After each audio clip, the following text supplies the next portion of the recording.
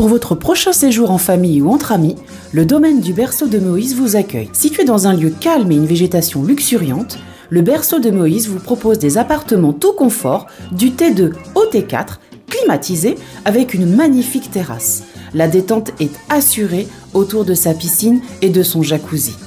Réservation au 05 90 81 64 28 ou au 06 43 87 30 15. Possibilité de privatiser le domaine pour vos événements familiaux et professionnels. Guadeloupe, actualité. Avec ce nouveau rebondissement dans l'affaire Cédric Cornet, le juge d'instruction ayant pris le relais du procureur Calbo a désigné un nouveau légiste qui a rendu ses conclusions. Médecin qui confirme donc la mort accidentelle par asphyxie alimentaire. Ce dernier a donc décidé de rejeter la demande de la famille du défunt qui sollicite une autre expertise, une autre autopsie, une fin de non-recevoir, en tout cas qui n'est pas du goût des proches de Cédric Cornet, de plus en plus convaincus de la piste criminelle. Et la colère gronde chez les planteurs qui réclament la reprise des négociations avec Gardel. L'usinier refuse catégoriquement la revalorisation du prix d'achat de la tonne de canne à 120 €, soit une augmentation nette de 11 €. Ce matin, un convoi a ainsi pris position au rond-point de Mornalo, occasionnant de nombreux embouteillages. Les engins au départ du sud Basse-Terre et qui convergeaient vers le Moule ont eux été interceptés par les gendarmes à Capesterre-Bello. Des élus comme le député Max Mathiazin étaient sur place pour tenter de pacifier un peu la situation. Et pour le maire de Bouillante, Thierry Abelli, la demande des agriculteurs est légitime et loin d'être irréalisable. L'élu propose tout simplement de prendre le surplus de subventions reçues par Gardel, qui s'élève quand même à plusieurs millions d'euros, et tout simplement le redistribuer aux planteurs. Regardez. Nous avons monté Gardel pour nous arriver directeur là pour voir nous. Et nous avons arrivé si pont la baie, nous avons voir que les gens d'Abidjan barré pont là, ils dit nous défendons monter plus haut. Là nous arrivons là, nous voyons ces messieurs on escadron dans les ponts là qui empêchent nous d'aller plus loin.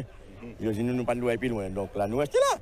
Mais ça a prouvé encore mieux que qui nous a barré ce chemin là. À pas nous. Il n'y a pas de, je dirais, de traitement juste. Le traitement n'est pas équitable. Parce que lorsque la France s'est trouvée barrée, eh bien, tous les agriculteurs sont venus avec leurs machines. Eh bien, le Premier ministre a dit, et le ministre de l'Intérieur a dit qu'il ne faut rien, qu'il ne faut pas les toucher. Alors que leur mouvement, on aurait pu penser, était plus violent. Ils ont pris à partie le président de la République, et pas seulement le président, peut-être même le Premier ministre. Donc, on a bien vu qu'il y a un comportement qui est différent. Oui, soutien de la première heure, puisque dès le début des difficultés rencontrées par les producteurs de canne, j'étais présent d'ailleurs. À ce sujet, j'ai déjà fait une proposition au préfet. Le 26 février, j'ai fait un courrier au préfet en lui disant que, très clairement, puisqu'il y a une volonté de la part de tous les acteurs, l'usinier, la région, les départements, l'État, les producteurs, à faire une remise à plat du dispositif et à restructurer la filière, en attendant que ça aboutisse, il fallait simplement que le surplus de subvention qui est donné à Gardel, qu'on le prenne pour mettre dans l'enveloppe pour répartir au niveau des planteurs. Puisque quand on regarde les comptes de Gardel, on voit que Gardel fait 6 millions de bénéfices avec 27 millions d'euros de subventions publiques. Les subventions publiques n'ont pas vocation à permettre à des entreprises privées de faire des bénéfices. Donc il faut simplement qu'il y ait une décision pour dire que le surplus, on le récupère et on le met dans l'enveloppe pour répartir avec les planteurs. Ça serait un premier pas. Ça, si on ne peut pas manger, on culture qui 80 sur les choses là, qui fait tout le temps, les autres qui ont gagné l'argent, les haïs. Donc c'est pour ça nous là. Donc en cas de mener soutien à nous, d'accompagner nous, d'amplifier le mouvement de l'événement, pas seulement on à planter qu'on a arrêté encore, parce qu'à travers nous, on a magasin qui a tracté là, on a station là qui a carburant là, on a machine là qui a bokit là, nous pas passer pour nous acheter un bokit. Nous avons magasin qui a vendu nos linge, nous avons magasin à souliers là. Nous avons acheté de l'eau, nous avons acheté manger, nous avons acheté dans l'école. Tout le monde autour de nous qui vivent de nous. Et pour une petite idée, la revalorisation demandée par les agriculteurs de 11 € représenterait 4 millions si effectivement l'usinier paie les 400 000 tonnes qui pourraient être réalisées en 2024. Et du 22 au 26 avril prochain, des travaux de réfection des joints du pont de la Gabarre seront opérés par route de Guadeloupe. Et pour minimiser l'impact sur la circulation, les travaux se dérouleront en 2 tranches et de nuit. Du 22 au 23, la circulation sera interdite dans le sens Bémao-Pointe-à-Pitre entre 21h15 et 5h15 du matin.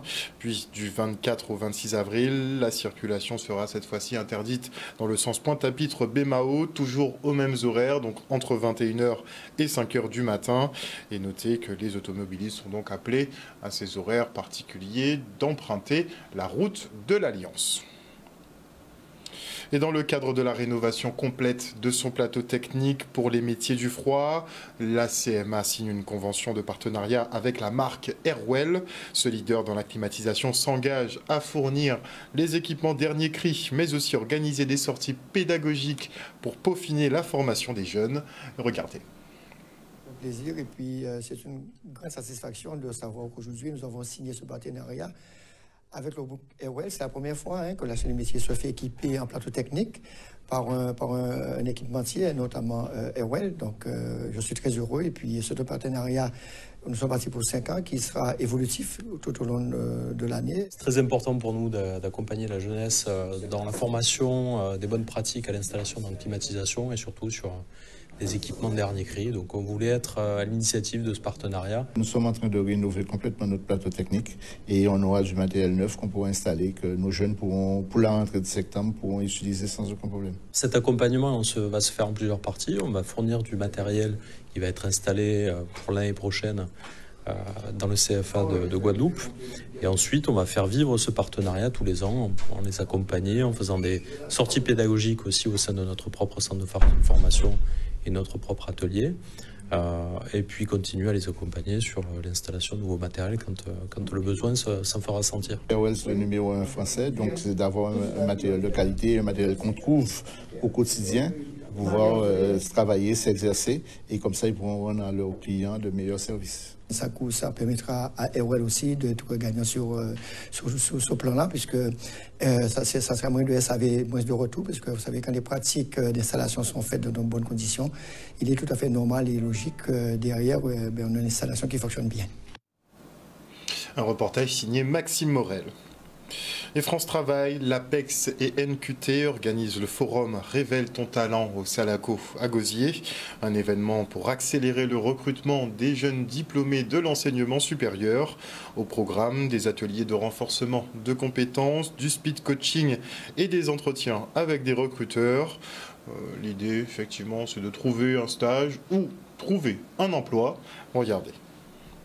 Révèle ton talent, c'est un événement tripartite qui est co-organisé avec l'APEC et France Travail. C'est la première édition cette année. C'est un format qui existe déjà dans d'autres régions et on tenait à ce qu'il soit présent aussi en Guadeloupe pour justement aider les jeunes diplômés à lever certains freins qu'ils peuvent avoir à la sortie de leurs études, des freins de réseau, des freins de visibilité aussi parfois des offres qu'on ne voit pas mais qui existent. Et l'idée, nous en tout cas chez NQT, et ce qu'on propose à ces jeunes, c'est de les mettre en relation avec des cadres et des dirigeants du territoire qui sont engagés à nos côtés via leur entreprise et qui donnent de leur temps de façon bénévole pour aider justement les jeunes à lever ces freins en fonction de leur diplôme, de leur secteur d'activité, de leur métier et de faire en sorte que les jeunes finalement trouvent beaucoup plus rapidement un stage de fin d'études, une alternance ou simplement leur premier emploi. J'ai fait la connaissance de NQT lors d'une manifestation Orange, d'un séminaire que nous avions. Et donc, j'ai été attiré par le fait qu'il proposait cette fonction de mentor. Ayant de l'expérience justement au développement des compétences, j'ai senti que j'avais cet intérêt justement à accompagner des jeunes pour se positionner dans la vie, quoi. Quand on est jeune, qu'on n'a pas dans son environnement autour de nous des gens qui sont cadres ou chefs d'entreprise, on a parfois cette difficulté d'accéder à ce réseau. On est dans des petits réseaux économiques où finalement c'est parfois difficile d'y accéder. Grâce au mentor, c'est ce lien-là qu'on va établir, aider les jeunes à se créer un réseau, à savoir l'utiliser, à être visible auprès des recruteurs locaux et à axer sa candidature aussi sur ce que les entreprises recherchent. Moi, personnellement, j'ai dû chercher à droite et à gauche pour essayer de trouver des opportunités qui n'ont pas forcément abouti. Alors que là, on est directement confronté avec les entreprises et on peut avoir une réponse déjà tout de suite, ce qui n'est pas forcément évident quand on envoie des mails ou qu'on appelle.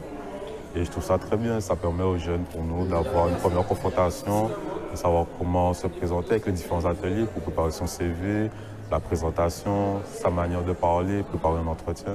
Et pour moi, ce sont des choses essentielles pour pouvoir se préparer au monde de demain. J'ai vu tous les partenaires qui sont présents. Je pense qu'il y a vraiment une réponse adéquate à ce qu'ils trouvent des clés pour construire leur projet professionnel. Il s'agit bien qu'ils soient des citoyens bien installés dans la vie, avec l'emploi qui convient bien à leur personnalité et le salaire qui va avec, évidemment. Un reportage signé Solène Fèvre. Et maintenant, je reçois Saoudi 2000, président de l'association Regard d'autistes. Bonsoir. Bonsoir. Tu es en compagnie de Yolan Wawawa, un jeune autiste. Bonsoir. Bonsoir. Alors effectivement, Saoudi, tu organises régulièrement des événements justement pour montrer le travail que vous opérez au sein de votre association en faveur justement des autistes. Alors vous revenez avec un marché pédagogique. Qu'est-ce que c'est? Un marché pédagogique, c'est un marché qui fera avancer notre cause pour nous les autistes. Et cette fois-ci, comme on a déjà fait 2 sous la Grande Terre, donc Pointe-à-Pitre et Moule, on a déjà fait 2 sous la Grande Terre. Cette fois-ci, on veut faire un dans la commune de Basse-Terre. Et cette fois-ci, ce but-là, c'est de nous faire rassembler nous les autistes, moi y compris Yolande aussi, pour nous faire rassembler nous les autistes, même sous la Basse-Terre, que ce soit même Capesterre, Sainte-Rose, Goubert, il faut que cette fois-ci, ce soit les autres. Nous les autistes de la Basse-Terre qui se rencontrent pour faire avancer notre cause de Regard d'autistes. Et il y a aussi un point aussi que je devais souligner aussi qui est très important. Faut que tous les parents d'enfants autistes accompagnent leur enfant. Même si faut qu'ils n'aient pas honte de marcher avec leur enfant, faut qu'ils accompagnent leur enfant, même ce jour-là, ça qui est très très très important. Pourquoi tu dis ça? Il ne faut pas qu'ils aient honte de marcher avec Non, parce qu'ils ont honte par rapport au fait que leur enfant soit différent ou autre, vu comme si c'est une tare. Ce n'est pas une tare, c'est un état d'être. Alors, on a assisté à ta dernière opération, c'était au centre commercial Millénis. Justement, tu as emmené plusieurs jeunes autistes, dont Yolan. Alors, comment ça s'est passé quand tu étais à Millénis, Yolan? Ça a été bien passé pour moi. Oui. Il n'y a pas eu trop de bruit, pas trop de lumière? Mais comme il y avait des gens qui passaient autour, là. Il y avait quand même pas mal de personnes? Il y avait environ... Environ une dizaine, vingtaine de personnes. Oui, c'est ça. Ça t'a pas trop dérangé? Ça va. Ça a été? Ça va, pas mal. Très bien. Alors, on a aussi discuté ce jour-là avec ta maman, donc sa maman qui justement demandait plus d'événements comme ça, demandait de pouvoir plus sortir avec son fils. Donc, il y a une demande. Merci, il y a une forte demande. Et aussi, en parlant de demande aussi, je passe aussi l'info, c'est comme c'est le samedi 20 avril, aussi qu'il faut qu'il y ait un coupeur de cannes. Quand je m'explique pas ça, comme ça, marché pédagogique, il y aura des cannes qui vont se vendre, des cannes en sachet. Il y a toujours une activité. Oui, toujours une activité aussi. Comme mon père, au lieu qu'il soit seul, au lieu qu'il soit tous en train de tout couper une cargaison de cannes, il faut qu'il y ait une autre personne aussi qui soit présente avec lui pour éplucher les cannes avec lui. Donc forcément, ceux qui sont intéressés, venez me contacter le numéro de l'association si vous êtes intéressés pour aider mon papa ce jour-là. Donc, découpage de cannes? Oui. Dégustation aussi? Ah si, ça c'est sûr. Vas-y, Saoudi. Alors, il y aura quoi d'autre pour ce marché pédagogique? Franchement, c'est quand même un marché typiquement guadeloupéen. Ça veut dire des tomates, des laitues. Franchement, tout ce qui est basique, même pour ne pas trop entrer dans les détails, tout ce qui est basique, même typiquement guadeloupéen. Et qui sont les commerçants? Mais les commerçants, ce sont nous les autistes de l'association. Donc Yolan sera commerçant aussi? Moi, je serai vendeur des fruits et légumes. Tu seras vendeur fruits et légumes? Est-ce que tu sais ce que tu vas vendre déjà? Des fruits et légumes comme par exemple ananas, et quoi d'autre encore? Des ananas, tomates, laitues, giromons, des jus de canne, ou des racines. Jus de canne aussi? Peut-être. Donc il y aura transformation en jus de canne? Aussi. Ok. Tu as déjà les tarifs? Les tarifs Pas de gratuité, hein? Il n'y a rien de gratuit. Hein? Il y a une gratuité dans la vie, vous savez. N'est-ce pas? Donc, on pourra venir commercer avec toi sans aucun problème. Invite la population à venir. Oui. On attend ton invitation. Nous invitons la population guadeloupéenne à un marché à compter du 20 avril. Donc ça veut dire samedi 20 avril 2024. Très bien. Oui. Très bien. Donc à partir de quelle heure ça vous dit? De 7h à 13h. Il faut que toutes les associations qui se situent des enfants autistes sous la Basse-Terre se viennent auprès de Regard d'autisme pour voir qu'est-ce qui se passe. Comment ça se déroule, pour qu'ils viennent aussi avec les parents et d'autres enfants autistes et les parents aussi pour qu'ils puissent venir, pour que plus de parents puissent adhérer à l'association Regard d'autistes.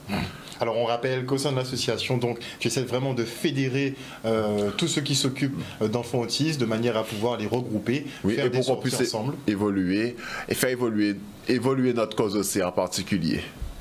Et alors, aussi, grâce à cet argent sans vous couper, pour qu'on puisse faire des activités, des sorties plages, sorties bateaux, pour que les projets puissent grandir et encore évoluer encore 2 fois, 10 fois, encore 20 fois plus. Merci beaucoup. Le mot de la fin pour Yolande. Tu nous dis au revoir?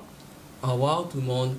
Merci beaucoup en tout cas à vous deux d'être venus sur ce plateau ce soir et on réinvite la population donc à venir au marché de l'association Regard d'autistes. Ce sera ce samedi 20 avril.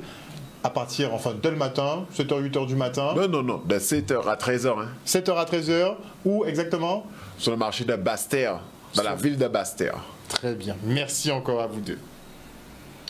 Et on poursuit, puisque France Travail, l'APEX et NQT organisaient le forum Révèle ton talent au Salako au Gosier. Je crois que je l'ai déjà fait, celle-là, j'ai perdu mon fil. On part donc pour le premier séminaire numérique en commun. C'était sur la ville de Basse-Terre, justement. L'occasion pour les 51 conseillers numériques des espaces France Service de l'archipel de faire connaissance et d'évaluer au mieux les besoins de la population. Un nouveau pas dans l'inclusion et notamment dans l'accompagnement des administrés dans les démarches dématérialisées. Regardez. Départementale en partenariat avec les services de la préfecture et l'association nautique Nord-Basse-Terre organise le premier séminaire en commun des espaces France Service et des conseillers numériques. Ce séminaire a vocation à renforcer les liens partenariaux entre donc, ces différents conseillers numériques, ces différents médiateurs qui œuvrent au niveau des espaces France Service. Aujourd'hui, vous savez que le sujet de l'inclusion numérique est particulièrement prenant sur notre département. Nous avons à accompagner toutes les démarches de dématérialisation qui sont mises en place, aussi bien dans les services de l'État que dans les collectivités à destination donc, des citoyens. Et donc, il était important pour nous de rassembler ces conseillers numériques et ces espaces France Service de façon à mutualiser les démarches, à se rencontrer, à se connaître et surtout donc, à évaluer les besoins qu'ont ces personnes qui exécutent donc, ces missions de médiation numérique auprès de la population pour mieux les outiller et permettre demain que cette inclusion numérique soit un vrai levier d'insertion sociale et économique des publics. On voit qu'il y a un développement assez fort des France Service. Aujourd'hui en Guadeloupe, on est à 33 espaces France Service, c'est-à-dire que la labellisation est totalement complet en termes de maillage territorial. Donc il y a vraiment un espace qui permet aux habitants de la Guadeloupe d'être à 20 à 30 minutes de chez eux, de ces espaces qui sont assez importants. Et puis en plus, on finance 51 conseillers numériques en Guadeloupe par les services de l'État. C'est-à-dire qu'il faut nécessairement se rencontrer, discuter, échanger, requalifier les choses aussi. On a entendu qu'il y avait des besoins de formation des partenaires des France Service, que ce soit la direction des finances publiques, la Caisse générale de sécurité sociale, France Travail, etc. Donc c'est important de faire une photographie et un point d'étape.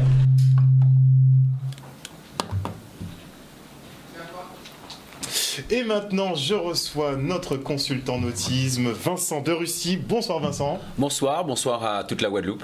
Alors, on est en train de préparer justement les visuels, puisque nous avons notre Kenny Piprol qui est en plein Atlantique, en pleine traversée de Belle-Île-en-Mer, Marie-Galante. On voudrait faire un point avec toi assez complet pour savoir qu'est-ce qu'il en est.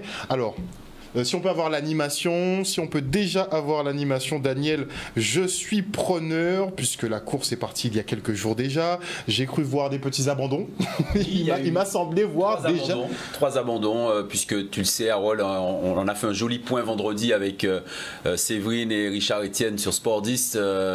Et les conditions sont très très musclées. Pendant tout le week-end, on verra tout à l'heure une vidéo impressionnante avec des dépressions très très fortes. Et on le voit là, sur la cartographie qui est mise à l'image.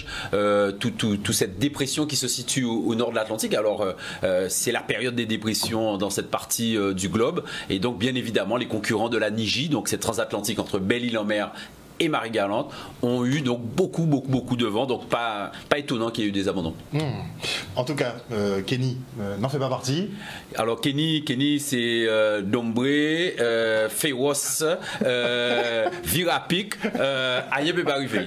Franchement, non, on est là ce soir pour parler de ça, surtout bien sûr de la transatlantique, mais de la superbe course de Kenny Piprol, tout en maturité, après une mini transat, après une route du Rhum. Il est en train de démontrer sur cette course qu'il est en train de se battre avec les meilleurs de la classe 40. Ah ben justement, on peut le voir à l'image, il est dans le top de tête, il ne bouge pas. Voilà, il est dans le top 5. Exactement, il est dans le top 5. Moi, j'ai presque envie de dire qu'il est bien installé à sa place de 4e, parce qu'on va le voir dans la cartographie. Voilà, on parlait de cette dépression où la majorité de la flotte est partie sur le nord après cette marque de parcours aux Açores, puisqu'il y avait une première marque de parcours dans le golfe de Gascogne qui était imposée par l'autorité organisatrice. Et puis, cette grosse masse de flotte a profité de cette dépression pour pouvoir partir sur le nord de l'Atlantique. Et Kenny était dans ce train-là, à l'inverse des deux autres concurrents qui sont restés du côté des Canaries, Everial et Décuple, qui sont complètement cotés de l'autre côté des côtes africaines. Oui, on voit qu'il y en a qui sont complètement voilà, c'est les deux. Ils ont tenté quelque chose. C'est pas mal. On en a parlé avec Séverine vendredi. C'est pas mal. Ils ont tenté en bité, quoi. Voilà, on parle qui suivent course. Bon, ça n'a pas apporté visiblement. Non, ça n'a pas apporté. Mais on ne sait jamais. Parce que ce qui va se passer, et comme tu le sais, après une dépression, après un coup de vent, un coup de cyclone, le vent disparaît. Donc les concurrents de tête vont avoir ce fameux anticyclone des Açores qui fait un peu le yo-yo dans l'Atlantique. Ils vont avoir une baisse de vent. Donc on va le voir dans quelques heures. Le vent va diminuer alors qu'ils étaient sur des pointes faramineuses. Acrobatica, le leader, le petit bateau jaune qu'on voit en tête là, l'italien, a battu le record de nombre de milles parcourus par un classe 40, un bateau de 12 mètres, soit 433 miles en 24 heures. Ça fait plus de 800 km en 24 heures. Donc pour un bateau de 12 mètres, qui est le double d'un canot de voile traditionnel, pour donner une unité de mesure, c'est pas bien gros. C'est pas bien gros et c'est extraordinaire quand même. 800 bornes en 24 heures, c'est quand même assez impressionnant. Est-ce qu'il n'est pas en train justement de creuser l'écart avec les autres? Oui, alors il a creusé l'écart pendant tout le week-end, mais Xavier Macaire sur Groupe SNEF, si tu me permets l'expression créole, Harold, par la gueule de semelle, il y a deux au sérieux. Et donc, c'est ce qui est marrant sur cette transatlantique à taille humaine, qui correspond à la dimension humaine de Marie-Galante et de Belle-Île d'ailleurs. On n'a que 13 bateaux en course, enfin 10 maintenant. C'est une régate en plein milieu de l'Atlantique. Donc, c'est quelque chose de dingue. On a l'impression d'assister à une petite régate côtière du dimanche dans le lagon de Sainte-Anne, en plein Atlantique. Ils ont bita-bita, ils sont côte à côte. Et ça, c'est vraiment palpitant à suivre. Donc une 4e, une 5e place pour Kenny en ce moment? En ce moment, mais Kenny l'a dit dans les interviews, tout n'est pas encore joué puisqu'il y a encore plus de 1200 milles nautiques à réaliser. On voit là la Guadeloupe et Marie-Galante sur la carte là, tout au lointain. Il y a encore du chemin. Donc, quand on dit en football, boule derrière, pas au moigné. Et donc, tout peut encore se passer. Et Kenny, on le sent très très posé, très très mature, même sur ses options. C'est lui, de toute la flotte, j'en parlais avec Claude Bistoquet cet après-midi, qui fait le moins de route. Alors, il n'a pas beaucoup de vent, il est dans des vitesses médianes, mais il fait moins de route que les copains. Donc ça, déjà... Comment? Une bonne trajectoire. Une très bonne trajectoire. Si la cartographie qu'on vient de montrer, on peut voir le bateau de Kenny, c'est le petit bateau vert, Capitaine Alternance. Il coupe en permanent le fromage, c'est ce qu'on dit dans le jargon de la voile, et donc pour essayer de faire moins de route. Et en voile, et puis même sur tous les sports, quand vous faites moins de route, c'est déjà pas mal, quoi. On réduit le trajet dans tous les cas, mais il n'est pas seul. Ils sont 3 sur l'embarcation. Ils sont 3 avec Lomano et Thomas Jourdain. Donc, alors Lomano, il vient de Futuna, donc c'est une dimension, c'est un bateau des Outre-mer, le bateau de Kenny, puisque Kenny est à la fois Marie-Galantais et mornalien. Et là, il a Lomano avec lui et Thomas Jourdain qui est un Breton, donc un super cocktail explosif, une petite dream team. Est-ce est-ce que ça n'explose pas justement sur le bateau? Mais oui, mais alors c'est ce qu'il expliquait. Il a fait un audio sur le site. Il expliquait que ça marchait super bien. Ce sont des voileux, ils parlent le même langage, ils ont l'habitude et c'est ce qu'ils aiment. Les voileux, les marins d'une manière générale, quand vous les mettez dans la mer, ils sont dans leur élément. Les paramètres terrestres disparaissent, ce sont les paramètres maritimes. Et là, ben, vous parlez le même langage, vous êtes sur la même dimension, donc ça match. Et bien souvent, on entendait. Alors bien sûr, d'être ni des coups de babier, d'être certain, faut pas nous mentir, mais parce que globalement, il y en a un qui choisit le cap. Oui, alors il y a un skipper. Le skipper, c'est Kenny à bord, et c'est lui qui tranche sur les options. C'est clair, puisque les classes 40 n'ont pas le droit de l'assistance. Vous devez être autonome sur le choix de votre route, mais vous avez du logiciel qui vous permet de déterminer votre route. Et celui qui tranche à la fin, c'est le skipper, et en l'occurrence, c'est Kenny. Donc, je pense qu'on le remercie pour le moment. Ah oui, non, mais là, il mène ça d'enfer. On touche du bois pour lui, mais là, gros message aux Guadeloupéens et aux Marie-Galantais. Les premiers bateaux sont prévus à la fin du week-end, normalement le 22 ou le 23. Il faut absolument, à minima, que tous les Marie-Galantais soient présents pour l'arrivée de Kenny, quoi. Merci beaucoup Vincent. On n'a pas encore vu si on peut avoir les images effectivement en inside, puisque ça remue quand même. Ça remue. Ça secoue dans tous les sens. Si on peut avoir les images, Dan, voir un petit peu ce qu'ils vivent en ce moment. Oui, parce qu'il y a eu cette fameuse grosse dépression avec des vagues de près de 6 à 8 mètres, 45 nœuds de vent, presque 50 nœuds, donc c'est une situation cyclonique. Et les gars, même malgré ces situations de vent et de mer extraordinaires, ont envoyé de la toile pour faire accélérer le bateau et les mecs, ils s'éclataient. Alors, ils serraient un peu les fesses, on va pas se mentir, mais pour pouvoir faire des vitesses à presque 30 nœuds pour un bateau de 12 mètres, c'est des vitesses qu'on atteint sur l'IMOCA de Rodolphe Sefo, qui est un bateau de 18 mètres. Quoi. Ils sont toujours dans une optique de repousser la limite? Oui, puisque chaque année, il y a les évolutions en termes de matériaux, en termes d'ingénierie maritime pour pouvoir faire des classes 40 maintenant qui sont en forme de baignoire, on appelle ça des squaws. Tous les ans, ça évolue. Il y a une jauge qui impose des limitations de taille, de largeur, etc. Mais dans cette jauge, vous pouvez réfléchir et améliorer votre bateau. Et c'est ce qui se passe. Donc chaque classe 40 qui sort a une évolution et cette dernière évolution, elle permet de performer, quoi.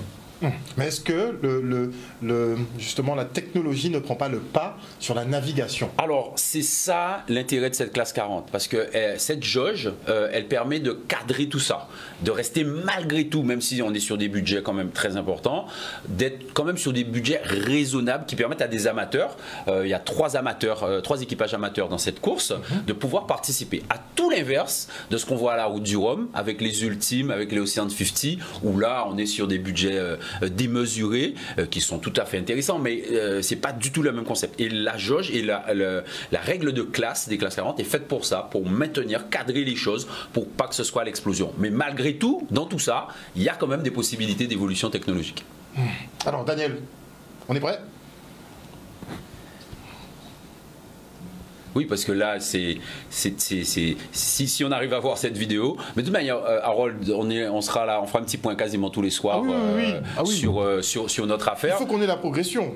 Voilà. Donc jusqu'à vendredi en tous les cas, pour pouvoir vous permettre de suivre cette course et donner des nouvelles de Kenny, qui est donc entre la 4e et la 5e place à ce moment. On est parti pour voir un petit peu comment ça se passe sur son embarcation. Donc capitaine alternance. Voyons. Oui,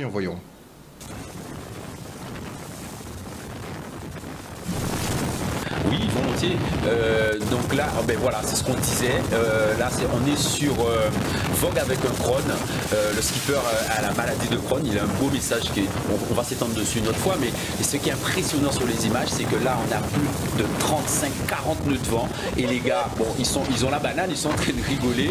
Mais le bateau... Ah ouais, ça trace. Le bateau là, juste pour vous donner un exemple, on parle des Marie-Galantais, mais il va plus vite que l'Express des îles. Okay. L'Express des îles est autour de 26-27 nœuds. Le bateau qu'on vient de voir là est à 30 nœuds. C'est-à-dire qu'il y a déposé l'Express des îles Camonté Marie-Galante. C'est pour donner une image, et tout ça sous voile, sans utilisation d'énergie fossile. Et là, les gars, ils sont costauds, parce qu'on a vu sur les images, il y avait 3 voiles d'avant. Il y avait un J, ce qu'on appelle un J2, une trinquette, et encore un autre J1 devant. Il y avait 3 voiles devant, plus la grand voile, bien sûr avec un riz, donc qui a été réduite. Mais malgré tout, les gars, malgré le vent, malgré les conditions difficiles, mettent de la toile. Dehors, on y va. Toute voile dehors. Mais je pense que vous avez remarqué sur les images, le bateau était relativement plat. On le voit à nouveau. Le bateau est plat. Pourquoi? Parce que ces bateaux-là, ils ont des ballasts. On peut remplir d'eau à l'opposé des voiles pour faire rappel et pour maintenir le bateau à plat. Et c'est ça qui est extraordinaire. Et avec cette forme arrondie, eh ben, ça part dans les surfs. Vous placez votre bateau dans le creux de la vague et il a taillé, il a tracé. Et c'est exactement ça. Et cette image d'Express, voilà. Si vous mettez l'Express des îles à côté, il n'y a qu'à déposer. Voilà. Voilà. Excellent, excellent. Donc, on attend effectivement de voir s'il y aura des rebondissements dans les jours qui viennent. Peut-être qu'il pourra se hisser à une 2e, 3e place, voire peut-être la... Il rentre dans ses eaux. Kenny rentre dans ses eaux. Il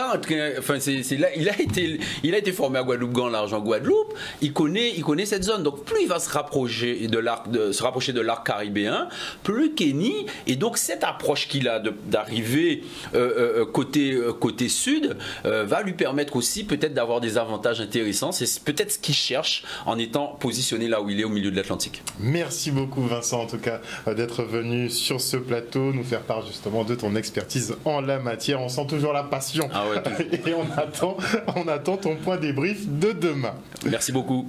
Et petit focus maintenant sur Michel Macaya-Zénon qui se bat pour la réintroduction en Guadeloupe des boutiques d'antan, les Lolo Pays. Voilà 2 ans qu'elle a ouvert son magasin à Morne-à-l'Eau qui n'offre que des productions purement locales et artisanales. Un concept qui reçoit le soutien d'investisseurs comme le club Cigale. Regardez. Aujourd'hui, tout simplement parce qu'avec le club Cigale, qui est un club d'investisseurs solidaires, Monsieur Roland tout à l'heure vous dira plus, Monsieur Michel vous dira tout à l'heure davantage, et il vient signer avec nous une convention et un soutien financier. Parce qu'il croit dans ce projet. Alors, Lolo Pays, c'est bien sûr, je parle du Lolo traditionnel avec le comptoir, mais où je vends quasiment peu ou pas de produits importés. Et tous les produits qui sont ici, ce sont des produits qui ont été conçus par de jeunes chefs d'entreprise du pays à partir de la biodiversité du jardin créole, de l'Ichali amérindien, du jardin amérindien l'Ichali.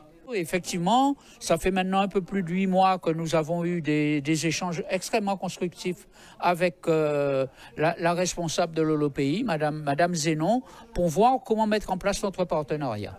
Alors, un club Cigale, on décide d'intervenir systématiquement sur les projets qui relèvent du coup de cœur de la part des membres du club. Un club Cigale, en Guadeloupe, c'est un rassemblement de Guadeloupéens qui, tous les mois, s'engagent à verser une épargne, et ils s'engagent à le faire pendant 5 ans. Et en moyenne, tous les 3 mois, ils utilisent cette épargne rassemblée pour accompagner une entreprise locale. Alors, mon Lolo se situe aux 7 places du marché. Vous passez donc devant la mairie de Morne-à-l'Eau, vous continuez en direction du stade et vous tournez juste avant le stade, vous voyez le marché couvert et j'y suis juste à la droite de l'entrée du marché couvert.